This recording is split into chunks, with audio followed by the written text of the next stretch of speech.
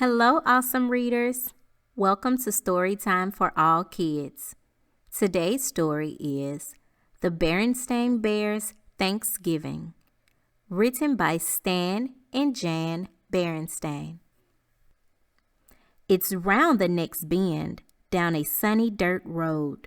Just ask the next squirrel, caterpillar, or toad. For the treehouse home of the bear family, where Ma, Pa, and the cubs are cozy and warm in their split-level tree. Just at the moment inside their quaint home, they're reading the harvest honeycomb. Honeycomb dribble, honeycomb drip. What lies ahead? A handsome stranger, money, a trip. Grizzly growl, grizzly grum, warn us of any danger to come. Then Mama blew hard. Loose flower flew. Who caught the flower? Papa, that's who. But Mama and Papa both had turned white. Pa from the flower, Mama from fright. The sign in the pan stuck to the honey was no handsome stranger, no trip, no money, but a bone-chilling warning of danger ahead, the frightening footprint of a great giant's tread. Big Pa, breathed Mama. Good grief, Annalise. The Thanksgiving legend is coming to pass. Legend? asked Sister. What legend is that? It says when the bears of Bear Country grow greedy and fat and fail to share nature's great bounty, that monster of monsters, Big Pa, will come and gobble up Bear Country, county by county. Nonsense, mocked Papa. Nonsense and stuff. Nonsensical piffle. Pure Bear Country guff. But Papa Bear couldn't have been more wrong. The Thanksgiving legend was coming on strong. Not more than 10 or 12 miles away, at that very moment of that very day, in a dark, murky forest, the ground was shaking. From crane fly to croc, swamp creatures were quaking. Something was coming. The creatures were frantic.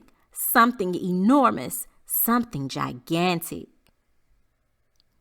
It was Big Pa, of course. He was bigger by far than Paul Bunyan's horse, with shoulders like boulders, ditto his knees, with paws big as dumpsters and arms thick as trees. Out of the forest he came and he went, each footfall leaving a monster-sized dent. But Papa just scoffed and puffed out his chest. Just forget about monsters and all of the rest, because, my dears, I beg to suggest, when it comes to holidays, your Papa knows best. I'm a bear for holidays. I like 'em all. Whether in winter, spring, summer, or fall. And your Pa has perfect holiday habits. On Easter, I always make way for rabbits, and I say a small poem for spring and rebirth. On Earth Day, of course, I cherish the earth. On Christmas Day, I think of others, fathers, mothers, sisters, brothers. On Arbor Day, I talk to the trees. But Thanksgiving's the best holiday, if you please. The one that for me is really the winner. Why? Thanksgiving dinner! Yes, it was almost time for the Bears' Thanksgiving, the day they gave thanks for their standard of living. And what a standard it was! From hollow to hill, from glenlock to glade, the Bears of Bear Country had it made. Except for the legend that said, if the Bears of Bear Country were selfish and greedy and insufficiently kind to the needy, giving them no more than a tail or a wing, then Big Pa would come and do his thing. We'll have pickles and olives, marshmallow yams, 2 kinds of pie, jellies and jams, 7-grain bread, turkey, of course, also radishes, both red and horse, corn on the cob, dripping with butter, so yummily yummy, so utterly utter. So as you can see, in Papa Bear's case, All Thanksgiving meant was feeding his face. And I almost forgot. No ifs, ands, or buts. My favorite treat. We know, Papa. Mixed nuts. So they went to a place that only they knew, the mixed nut forest, where the mixed nut trees grew. As the cubs picked almonds and walnuts, pistachios too, which Papa Bear claimed as his Thanksgiving due, the entire forest started to lurch. The cubs fell like stones from their top lofty perch, but they landed not with a bone-jarring bump. They landed instead with a comfortable whomp. For you see, the cubs had been caught in mid-air in the dumpster-sized paw of a monster-sized bear. It was Big Paw, of course. The monster had come. Talk about scared. The normally talkative cubs were struck dumb. Suffice it to say, something surprising happened that day. With a bit of a smile and nary a sound, he gently placed them down on the ground. What a shock! What a surprise! For despite his manner and imposing size, Big Paw was nice, gentle and shy, a friendly, helpful sort of guy. Those cubs knew what they had to do, tell that only part of the legend was true. Though he was powerful, fearsome, and tall, the monster called Big Paw was no monster at all. It was important news, so off they hurried, leaving Big Paw looking a little worried. Little cubs, you forgot your mixed nuts. This certainly was true. No ifs, ands, or buts. When the cubs told Papa their Big Paw tale, his eyes opened wide, his face grew pale. Pa didn't hear the positive part. All he heard was Big Paw. The name struck terror in Papa Bear's heart. Just hold on, said Mama. Whether or not the legend is true, we must welcome the stranger. It's the right thing to do. But ignoring the news that Big Paw was nice and paying no heed to Mama's advice, Papa Bear called up the Bear National Guard. They would deal with the stranger. They would deal with him hard. Meanwhile, Big Paw had climbed to a high mountain ledge.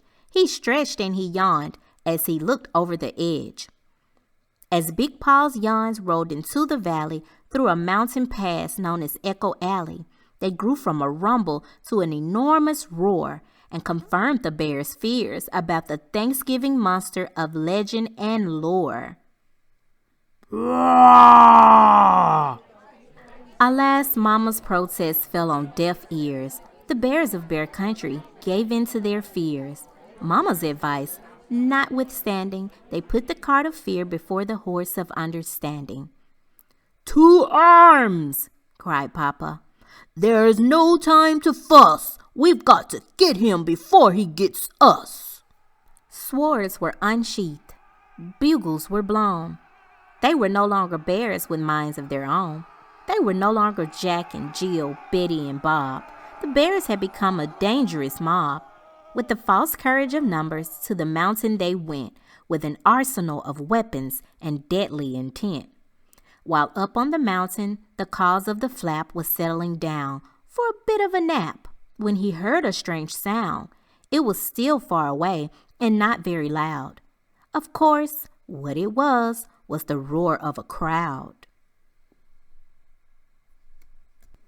Now, Big Paw was certainly no mental wizard, but he was getting a feeling down deep in his gizzard that trouble was coming.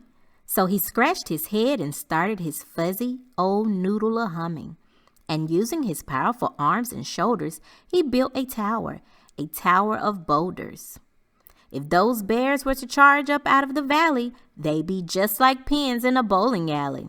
But those bears kept on coming, faster and faster. There was simply no way to avoid disaster. But then, at the very last instant before the rocks fell, there came through the den a cub's high-pitched yell. "Wait!" It was Sister. "Wait!" Sister cried. The rock tower teetered. it started to slide. Brother and sister, small and defiant, had positioned themselves in defense of the giant. But brother and sister were in terrible danger, and there was no one to help them except for the giant. With the bears looking on in amazement and shock, Big Paw held back that tower of rock, and with the great strength of his mighty right arm, he protected small brother and sister from harm. Big Paw's our friend. He's very nice. He saved us once. Now he's rescued us twice. Weapons and hats filled the air, plus thankful shouts from every bear. There was joy in the valley on that fateful day. The bears welcomed the stranger. Yes, they had a debt to repay. But it was more than that. At Thanksgiving dinner the very next day, host Papa Bear had this to say. Friends, we are thankful that we've learned to share our bounty with our fellow bear. Excuse me, please, if you don't mind. Here is something you left behind. Look, Papa, your favorite treat, mixed nuts. Yes, friends, it was quite a Thanksgiving. No ifs, ands, or buts. The end. I hope you enjoyed this story. If you did, please be sure to like this story and subscribe. Also, share it with a friend. Thanks for reading with me today.